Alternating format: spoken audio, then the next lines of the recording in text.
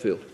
Thank you, Deputy Speaker. I move the motion relating to Services Australia in the terms in which it appears on the notice paper.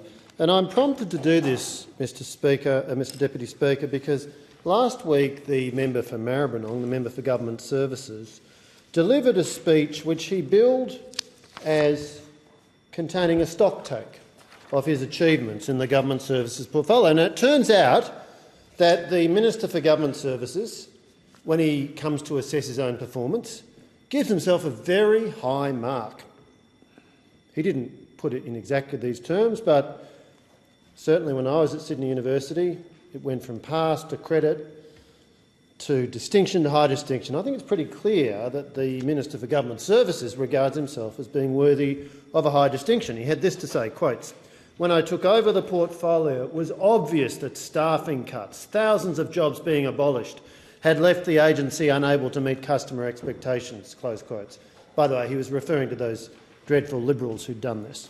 And he says further, quote, "I fought very hard to get Services Australia properly resourced and was able to secure record funding in this year's budget," close quotes. This is the basis on which it seems he would award himself very high marks. But I think it's worth, Deputy Speaker, taking a look at the facts, because the facts are rather different to the construction, the revisionist construction, which the minister has put on what occurred. If you look at what happened in the May 2023 budget, when the Minister for Government Services was on the job, the resourcing to Services Australia wasn't increased, it was reduced. It was reduced to $8.593 billion.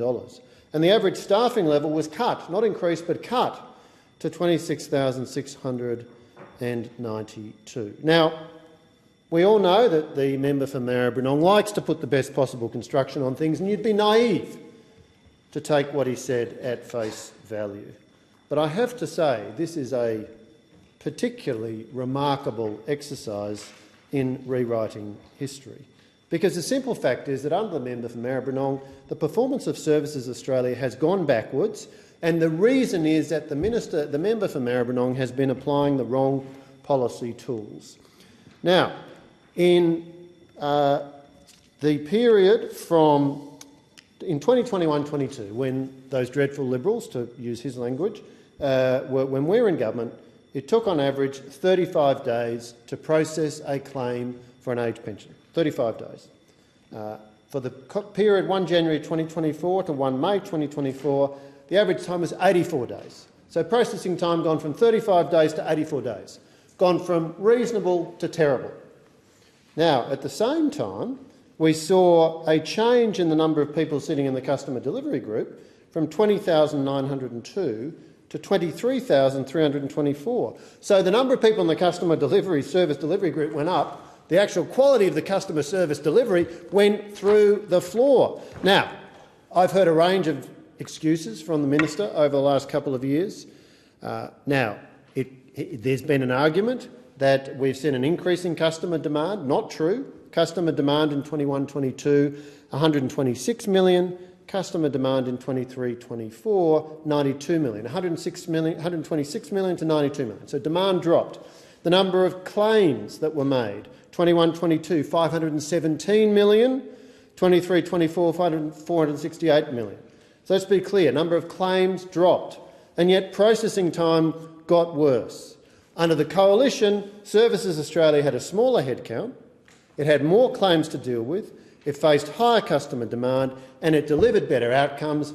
Under the member for Maribyrnong, the number of staff has blown out remarkably, and yet the service performance has gone through the floor. What is the member for Maribyrnong's solution?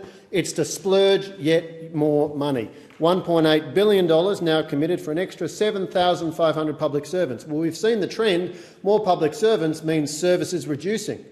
On that trend, if that continues, then these 7,500 additional public servants will not make things better but worse.